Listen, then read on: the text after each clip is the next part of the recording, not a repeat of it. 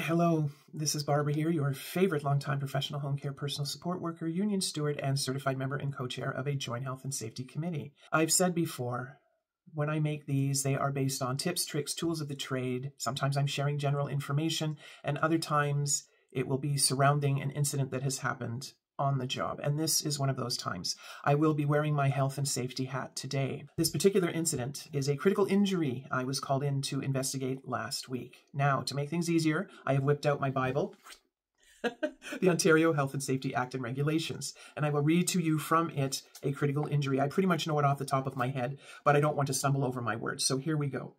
Ontario Regulation 420, 421. Notices and reports, etc., etc. Number 1, interpretation.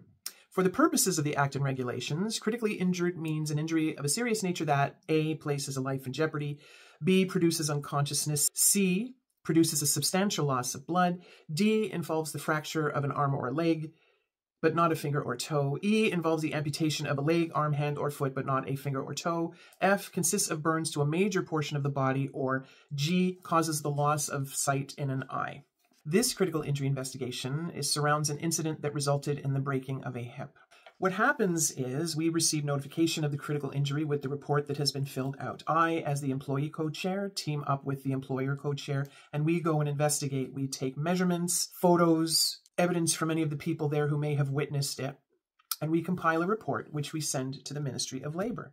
A little bit later, the Ministry of Labour wants to meet with us to go over this, and we end up helping them finishing their report, and then they will give us recommendations. We go to investigate, and as we are taking the photos and the measurements, and later on, when we're compiling the report, we'll be bouncing things off of each other.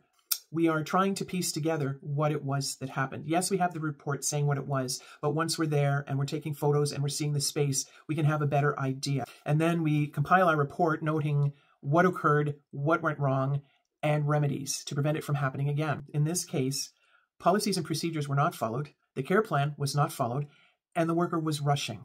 I do the orientations of the new workers coming in, and it's only supposed to be 20 minutes involving union business only. The employer does their orientation, and they will touch a little bit on health and safety, but it's not enough. I've actually been trying to get a separate health and safety orientation set up, but so far, no dice. So I will increase my 20 minutes to half an hour, and I will cover those extra things. And among the things I tell the new workers are, follow the policies and procedures. Read the care plan. If you think it's something that might be hazardous to you or someone else, report it. If you're about to do something that looks like it might be dangerous, refuse, make sure the patient is safe, call the supervisor right away. I also tell them if you get an injury in this line of work that's of a specific type, you can never do this job again. You may come back and the employer will put you on modified duties as they must, but no employer, well, that I've been able to find so far, wants a worker who is on permanent modified duties. So they will buy you out. And then you won't be able to work anywhere else because no one will want to hire you if you've been previously injured. So I always tell them, refuse. If you think it looks dangerous. I've done that. I've never been injured moving a patient. As it stands right now, I will be sitting with my employer counterpart with the Ministry of Labour this week. And then we hash that out. They ask us questions to see if there's anything more they can add to their report. And then they come up with recommendations. And then we make a memo and alter or add to the policy. As I come to the end of this, I'm going to impress upon you, and this can apply to anyone, not just my sector. Follow the rules, regulations, policies, and procedures. Follow the care plan or whatever instructions you have for whatever job it is that you are doing. If you think it looks unsafe, you have that right to refuse work that you feel may be unsafe for you or someone else. If you see an issue, report it so you don't get hurt and you don't hurt the worker who may come in after you.